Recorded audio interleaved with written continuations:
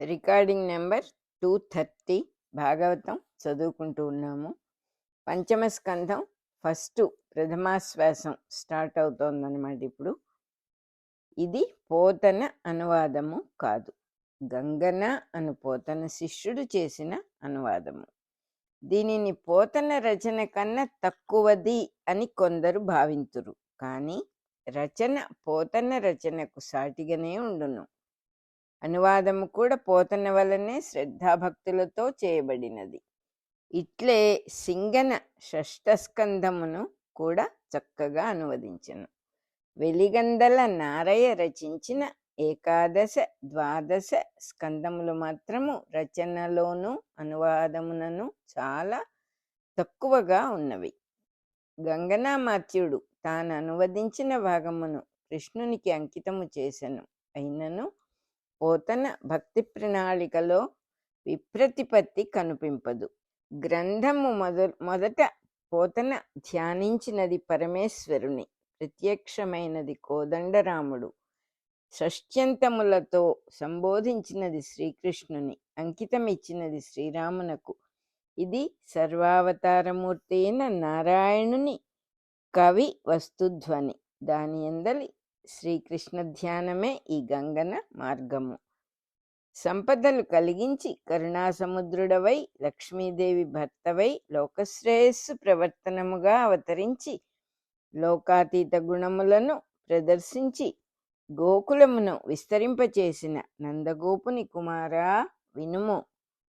సకల పురాణముల అర్థములను లోకమున వ్యాపింపజేసిన సూతుడు శౌనకాది మహామునులతో ఇట్లా నేను ఉత్తరకు కొడుకైన పరీక్షిత్తు మహాజ్ఞాని అయిన శుకయోగేంద్రుని చూచి ఇట్లు ప్రశ్నించెను.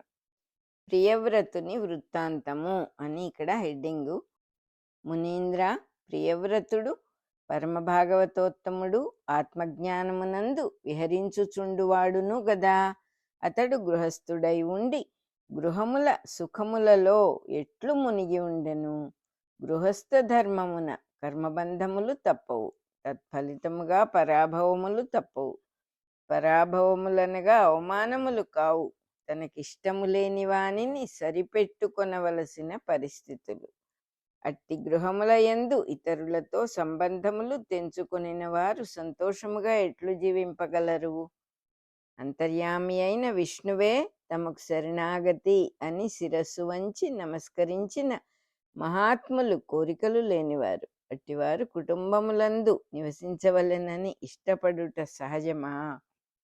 ప్రియవ్రతునంత వానికి సంసారమునందు కోరిక ఉన్నది అన్నచో నమ్మలేము గదా.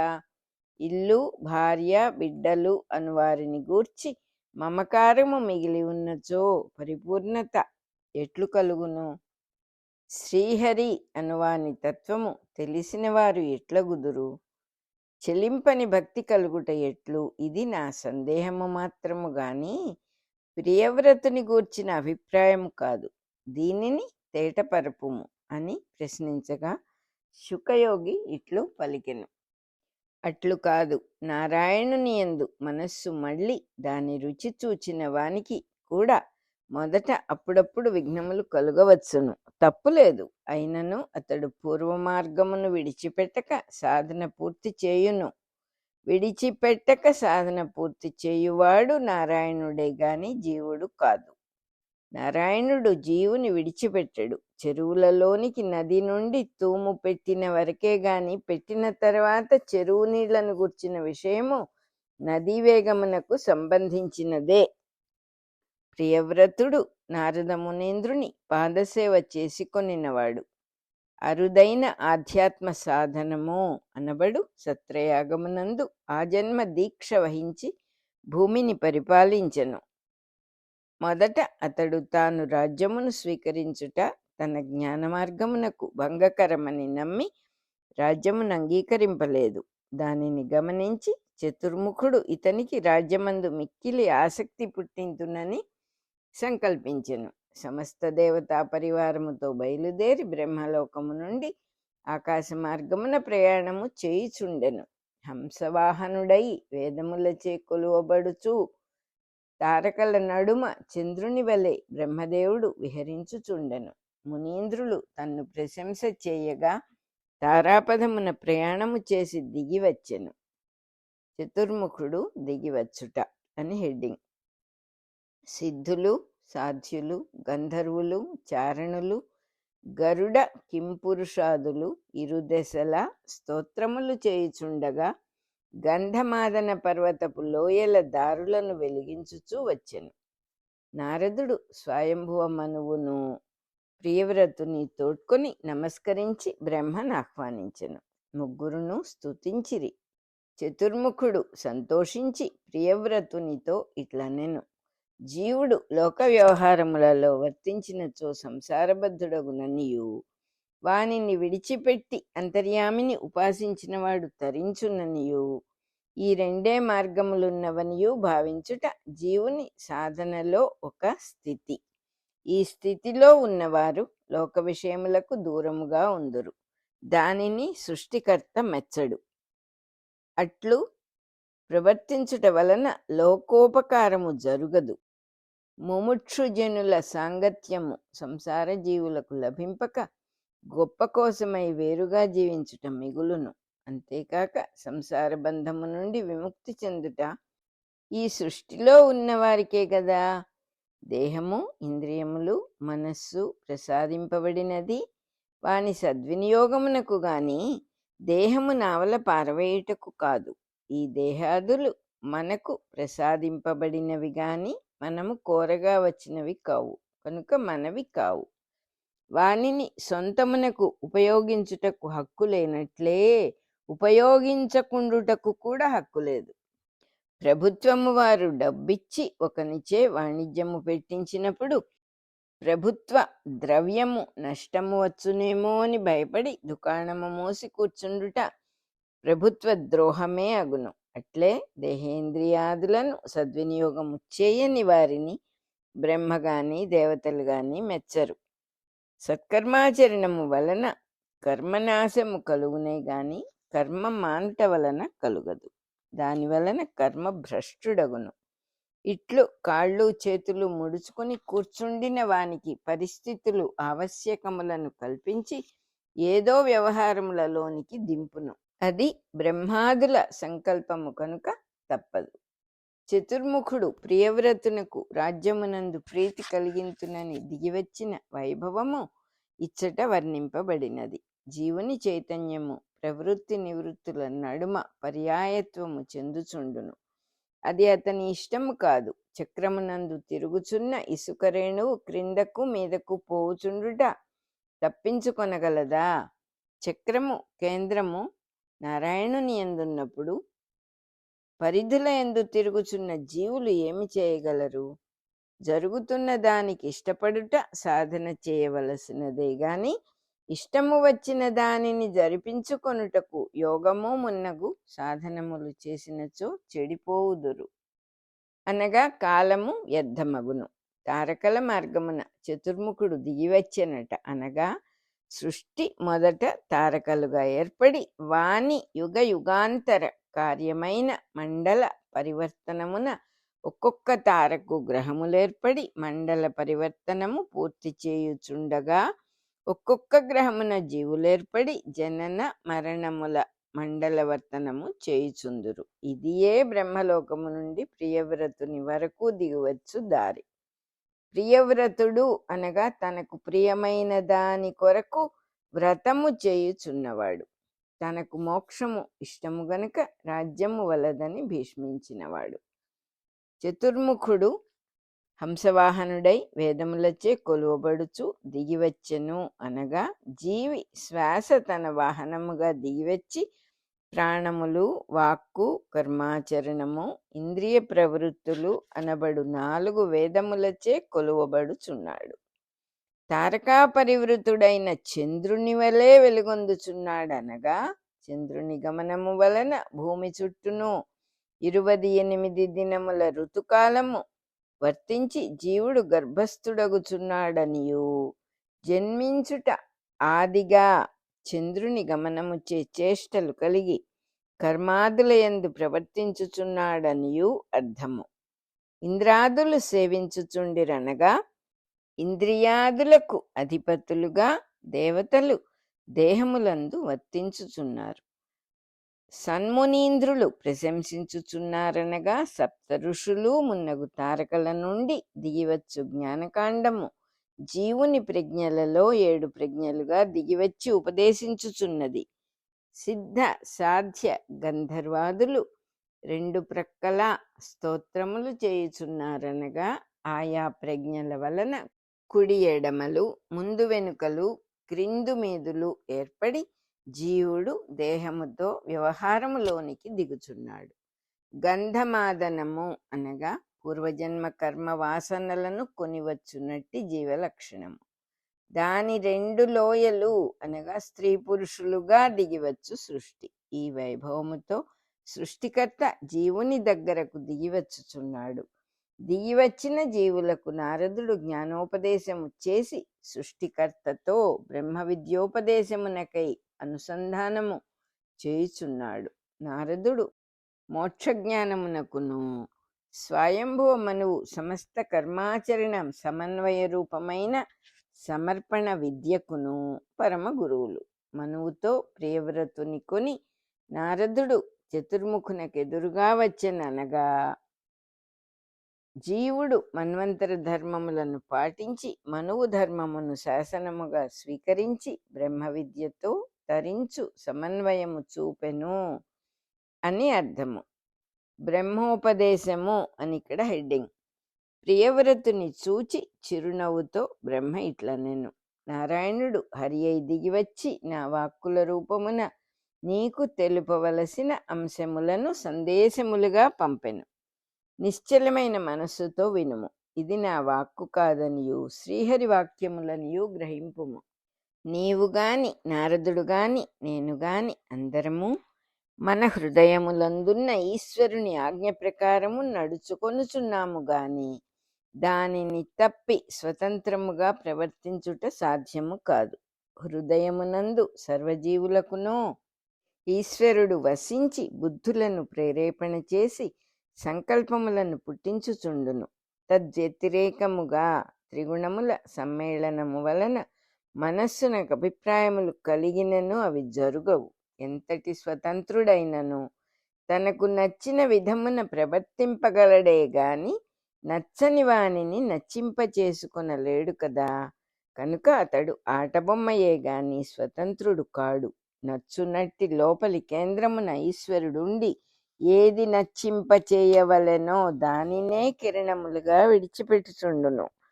ప్రియవ్రతుడు వలదనినను రాజ్యకాంక్ష కలుగక మానదు. అతడు తిప్పలు తప్పించుకొనుటకై రాజ్యపాలనము వలదనెను గాని కోరిక లేకపోలేదు.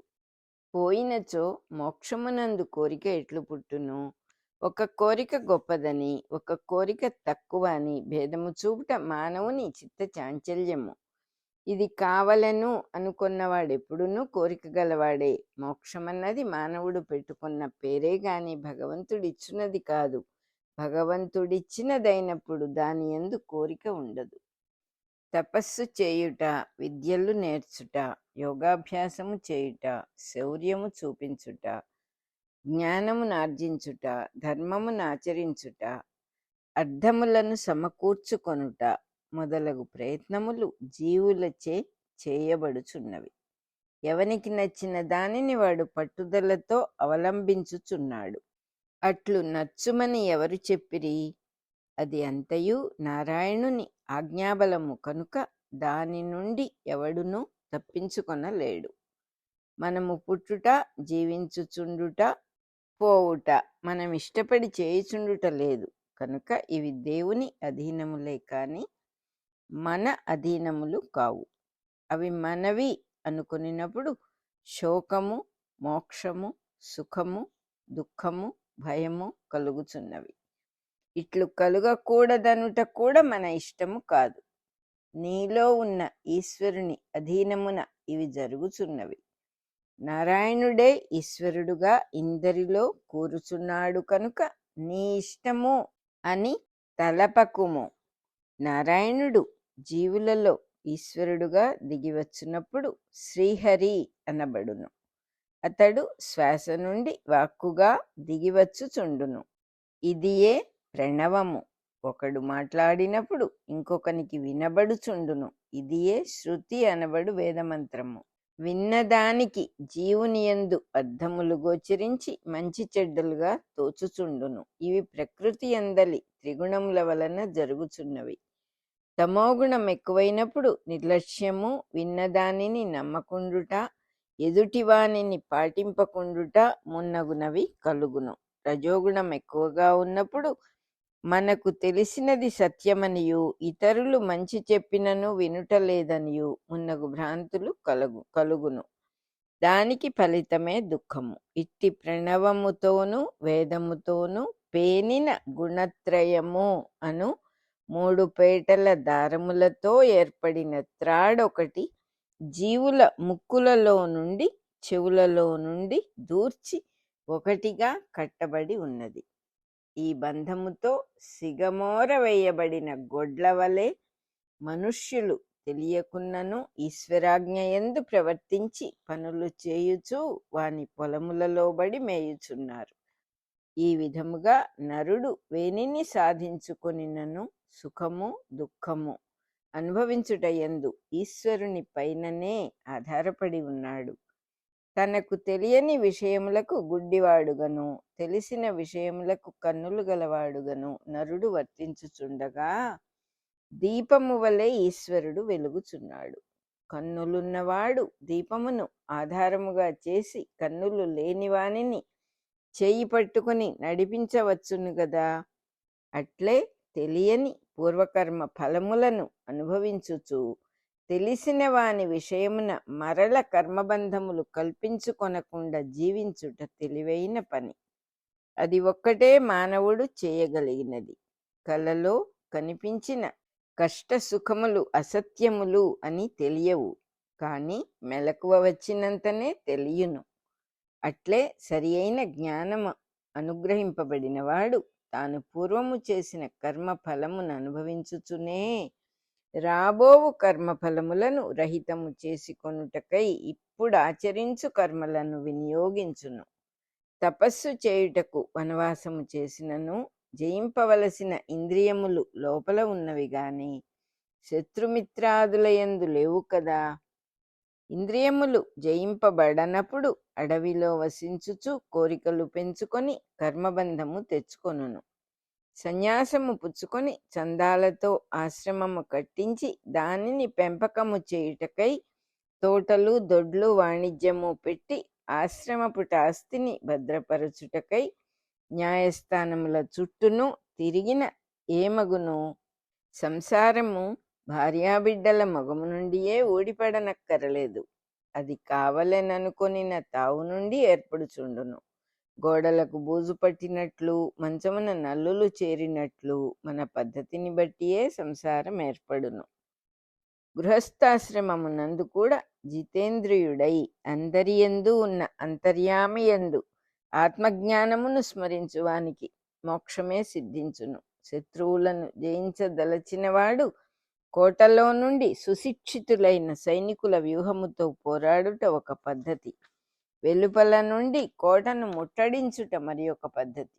ఈ రెండిటి యందును మొదటి దానికున్న సౌకర్యము రెండవ దానికి లేదు. మొదటి పద్ధతిలో తనకును సైనికులకును రక్షణ భోజన భాజనాదుల గోపనము సహజముగా సిద్ధించును. అట్లే గృహస్థాశ్రమమున నారాయణోపాసనము చేయువానికి సాధనకు కావలసిన రక్షణ పోషణ సామగ్రి ఎక్కువ. ఈ రక్షణ పోషణాదులు తన సుఖము కోసమని నమ్మినవాడు దెబ్బతిన్నును గాని తన సాధనకు సదుపాయములుగా ఎరిగినవాడు సులువు సూక్ష్మములను తెలుసుకొనును. ఇట్టి సాధననాశ్రయించి 6 శత్రువులను నేర్పుతో జయించి సంగము విడిచి వర్తింపుము. భోగములు దోషములు కావు. నీవి అనుకొన్నచో అవి విషము వంటివి. ఈశ్వరుడిచ్చిన వానిని అనుభవించినచో ముక్తి కడ్డము రావు.